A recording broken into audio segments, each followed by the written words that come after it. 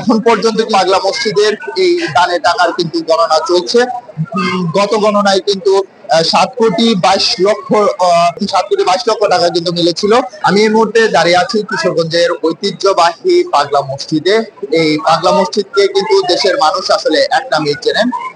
তার একটি বড় কারণ হচ্ছে এই পাগলা মসজিদের যে 9টি দান সিন্দুক রয়েছে, এই দান সিন্দুক গুলো 3 মাস পর পর যখন খোলা হয়, তখন কিন্তু এই পাগলা মসজিদের দান সিন্ধুকে বিপুল পরিমাণ টাকা পয়সা এবং বৈদেশিক মুদ্রা ও স্বর্ণালঙ্কার কিন্তু এই মসজিদের 9টি দান সিন্ধুক খুলে পাওয়া যায়।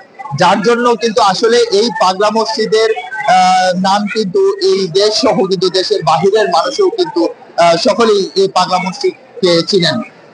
এর একটি আমি যদি একটি তথ্য জানিয়ে রাখতে চাই, এই পাগলা মসজিদের 9টি দান সিন্ধুক কিন্তু 3 মাস পর পর খোলা হয়।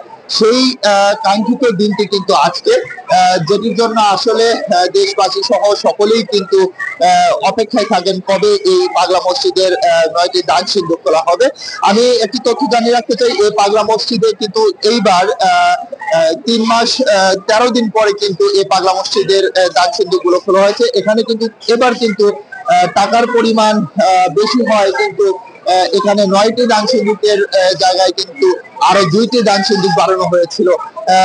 মোট কিন্তু 11টি দান সিন্ধুক রয়েছে। তো পাগলা মসজিদের 9টি দান সিন্ধুক কিন্তু পাগলা মসজিদের 11টি দান সিন্ধুক সকাল 7 ঘটিকায় খোলার পর কিন্তু এখানে 29 বস্তা টাকা মিলেছে। সকাল 7টায় যখন পাগলা মসজিদের 11টি দান সিন্ধুক খোলা হয়, তখন সম্পূর্ণ পুলিশি নিরাপত্তা এবং খোলা হয়েছিল এই দান সিন্ধুকগুলো। এখানে কিন্তু সকাল থেকে আমরা যেটি লক্ষ্য করেছি, এই কিশোরগঞ্জের জেলা প্রশাসক সহ পুলিশ সুপার সহ পাগলা মসজিদের যে কর্মকর্তা কর্মচারীগণ রয়েছেন এবং এইখানকার যে স্থানীয় প্রশাসন যারা রয়েছে, সবাই কিন্তু এই পাগলা মসজিদের এই দানের টাকা গণনায় কিন্তু অংশগ্রহণ নিয়ে থাকেন।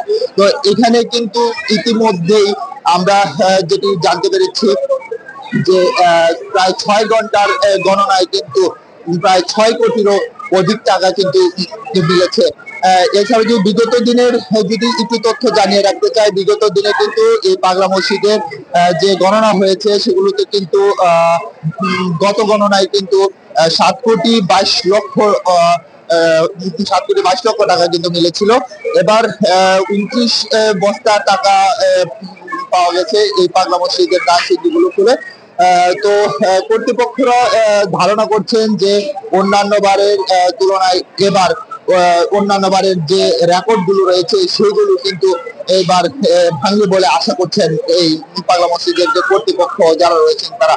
এছাড়াও যদি আমি আরেকটি তথ্য জানিয়ে রাখতে চাই, এই পাগলা মসজিদে কিন্তু জনশ্রুতি রয়েছে যে এই পাগলা মসজিদে যদি কেউ সঠিক নিয়তে মানত করেন এবং এই মানত করে, এখানে মানতের যে নগদ অর্থ রয়েছে, মানতের যে নগদ অর্থ স্বর্ণালঙ্কার এবং বৈদেশিক মুদ্রা রয়েছে, এগুলো কিন্তু যখন উৎসুক জনতা যারা রয়েছেন তারা যে এখানে যে দান করে থাকেন, তখন কিন্তু এই পাগলা মসজিদের দানের কারণে কিন্তু তাদের মানবটি যেটি থাকে সেটির মাধ্যমে কিন্তু তাদের মনের আশা পূরণ হয়। যার জন্য কিন্তু কিশোরগঞ্জ সহ সারা বাংলাদেশের যে মানুষ রয়েছে সবাই কিন্তু ধর্ম বর্ণ নির্বিশেষে সবাই কিন্তু এই পাগলা মসজিদে কিন্তু দান করে থাকেন।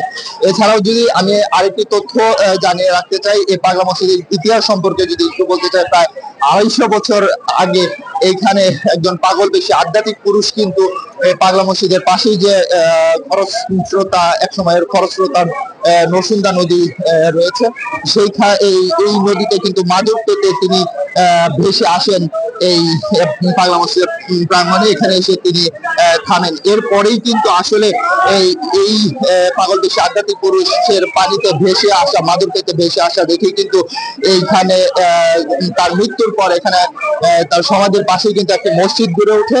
সেই মসজিদটি কালক্রমে আস্তে আস্তে পাগলা মসজিদ হিসেবে পরিচিতি লাভ করে।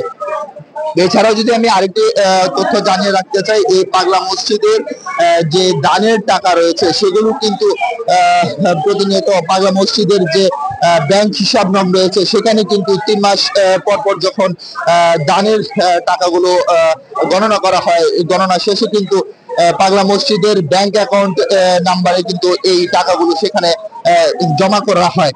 এছাড়াও যদি আমি আরেকটি তথ্য জানিয়ে রাখতে চাই, এই পাগলা মসজিদের যে দানের টাকা রয়েছে সেটি কিন্তু এখন পর্যন্ত যে রয়েছে পাগলা মসজিদের যে হিসাব নং রয়েছে সেখান থেকে কিন্তু একটি টাকাও কোথাও খরচ করা হয়নি। এর একটি বড় কারণ হচ্ছে কর্তৃপক্ষ জানিয়েছেন যে এই পাগলা মসজিদের যে এখনকার যে ভবন রয়েছে এই ভবনটি ভেঙে কিন্তু এখানে আন্তর্জাতিক মানে একটি ইসলামিক কমপ্লেক্স তৈরি করা হবে, যার জন্য কিন্তু এখানে এখন পর্যন্ত কোথাও কোনো টাকা খরচ করা হয়নি। এই টাকা দিয়ে ইসলামিক আন্তর্জাতিক মানের ইসলামিক কমপ্লেক্স তৈরির উদ্দেশ্যেই কিন্তু এই টাকা জমা করা হচ্ছে। এছাড়াও আরেকটি তথ্য আমি জানিয়ে রাখতে চাই, আজকে সকাল থেকেই কিন্তু মাদ্রাসা প্রায় 300 অধিক মাদ্রাসা ছাত্র ছাত্রী সহ শিক্ষক সহ কিন্তু এই টাকা গণনার কাজে অংশ নিয়েছেন। এছাড়াও কিন্তু ব্যাংকের 75 জন কর্মকর্তা কর্মচারী কিন্তু এই দানের টাকা কিন্তু গণনা করছেন। এছাড়াও আমি আরেকটি তথ্য জানিয়ে রাখতে চাই, এই পাগলা মসজিদের যে মানুষের মানতের যে টাকাগুলো এগুলো কিন্তু গণনা শেষে সম্পূর্ণ পুলিশি নিরাপত্তায় কিন্তু নিয়ে যাওয়া হবে ব্যাংকে। ইতিমধ্যে কিছুক্ষণের মধ্যে হয়তো বা শেষ হয়ে যাবে। কর্তৃপক্ষরা জানিয়েছেন যে এই পাগলা মসজিদের দানের টাকা গণনা শেষে সম্পূর্ণ পুলিশি নিরাপত্তায় নিয়ে যাওয়া হবে ব্যাংকে, এবং এবারের গণনা পূর্বের সকল রেকর্ড গুলোকে ভেঙে দিবে বলে আশা করছেন নেতারা। তো এই ছিল কিশোরগঞ্জের ঐতিহ্যবাহী পাগলা মসজিদ থেকে আমার কাছে সর্বশেষ।